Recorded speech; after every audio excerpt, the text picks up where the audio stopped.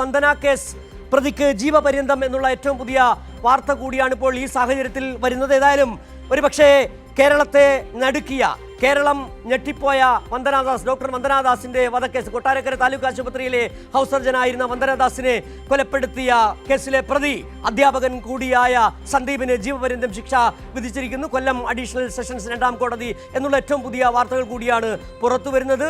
വലിയ അർത്ഥത്തിൽ ഒരുപക്ഷെ കേരളം അന്ന് നടുങ്ങിപ്പോയതാണ് ആ വാർത്ത കണ്ട്. വന്ദനാദാസ് എന്ന് പറയുന്ന ഒരുപക്ഷെ MBBS പഠനം പൂർത്തിയാക്കുന്നതിന് മുൻപ് തന്നെ ഹൗസ് സർജൻസിയുടെ ഭാഗമായി കൊട്ടാരക്കര താലൂക്ക് ആശുപത്രിയിൽ ജോലി ചെയ്തിരുന്ന വന്ദനാദാസിനെയാണ് 2023 മെയ് 10 രാത്രിയിൽ സന്ദീപ് എന്ന് പറയുന്ന ആ ക്രിമിനൽ കൊലപ്പെടുത്തിയത്. അതിന്റെ ശിക്ഷാവിധിയാണ് ഇപ്പോൾ വന്നിരിക്കുന്നത്. സന്ദീപിന് പ്രതിക്ക് ജീവപര്യന്തം എന്നുള്ള ഏറ്റവും പുതിയ വിവരമാണ് ഈ നിമിഷത്തിൽ പങ്കുവയ്ക്കാനുള്ളത്. കഴിഞ്ഞ ദിവസമാണ് ഇത് സംബന്ധിച്ച വാദം വിചാരണയടക്കം പൂർത്തിയാക്കി ശിക്ഷ കുറ്റക്കാരനാണ് പ്രതി എന്ന് കണ്ടെത്തിയിരുന്നു. അതിനുശേഷമാണ് ഇന്ന് ശിക്ഷാവിധി പ്രഖ്യാപിക്കാനായി മാറ്റിവെച്ചപ്പോൾ അത് സംബന്ധിച്ച് ഏറ്റവും പുതിയ വിവരങ്ങൾ വരുന്ന പ്രതിക്ക് ജീവപര്യന്തവും 1 ലക്ഷം രൂപ പിഴയും എന്നുള്ള ഏറ്റവും പുതിയ വിവരങ്ങൾ കൂടി വരുന്നുണ്ട്. ഇതുമായി ബന്ധപ്പെട്ട് നിരവധി വകുപ്പുകളാണ്.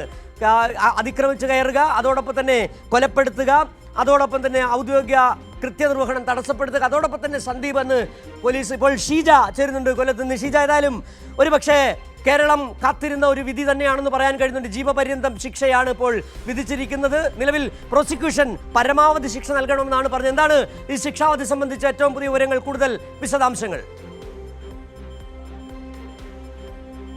തീർച്ചയായും സിജു, ഏതായാലും ഇപ്പോൾ ഡോക്ടർ വന്ദന കൊലക്കേസിന്റെ ശിക്ഷ പ്രഖ്യാപിച്ചിരിക്കുന്നു. ജീവപര്യന്തമാണ് പ്രതി സന്ദീപിന് ഇപ്പോൾ കോടതി, കൊല്ലം അഡീഷണൽ സെഷൻസ് കോടതി 1 ഇപ്പോൾ വിധിച്ചിരിക്കുന്നത്. ഇതിൽ പരമാവധി ശിക്ഷ തന്നെ പ്രതിക്ക് നൽകണം എന്നുള്ളൊരാവശ്യം തന്നെയായിരുന്നു പ്രോസിക്യൂഷൻ പ്രധാനമായും ആവശ്യപ്പെട്ടിരുന്നത്. എന്നാൽ ശിക്ഷയിൽ ഇളവ് നൽകണം എന്നുള്ളൊരാവശ്യമായിരുന്നു പ്രതിഭാഗത്തിന്റെ ആവശ്യമെന്ന് പറയുന്നത്. ഇനി എന്തൊക്കെയാണ് കോടതിയുടെ നിരീക്ഷണങ്ങൾ എന്നത് സംബന്ധിച്ച് കൂടുതൽ വ്യക്തത വരേണ്ടതുണ്ട്. ഏതായാലും നിലവിലിപ്പോൾ ഈ പ്രതിക്ക് ജീവപര്യന്തം ശിക്ഷ വിധിച്ചിരിക്കുന്നു. 1 ലക്ഷം രൂപ പിഴയും വിധിച്ചിരിക്കുകയാണ്. IPC 302 കൊലപാതകം, IPC 307 വധശ്രമം, അതോടൊപ്പം തന്നെ IPC 333 ഔദ്യോഗിക നിർവഹണത്തിനിടെ പൊതുപ്രവർത്തകരെ മാരകമായി പരിക്കേൽപ്പിക്കുക, IPC 324 മാരകായുധങ്ങൾ ഉപയോഗിച്ച് പരിക്കേൽപ്പിക്കുക, IPC 341 അന്യായമായി തടഞ്ഞുവെക്കൽ, IPC 353 സർക്കാർ ഉദ്യോഗസ്ഥനെ ഔദ്യോഗിക ജോലി തടസ്സപ്പെടുത്തുന്നതിനായി ആക്രമിക്കുക, അതുപോലെ IPC 201 തെളിവ് നശിപ്പിക്കൽ, IPC 506 വധഭീഷണി മുഴക്കൽ, IPC 332 പൊതുപ്രവർത്തകനെ ജോലിയിൽ നിന്ന് പിന്തിരിപ്പിക്കാൻ വേണ്ടിയുള്ള പരിക്കേൽപ്പിക്കൽ,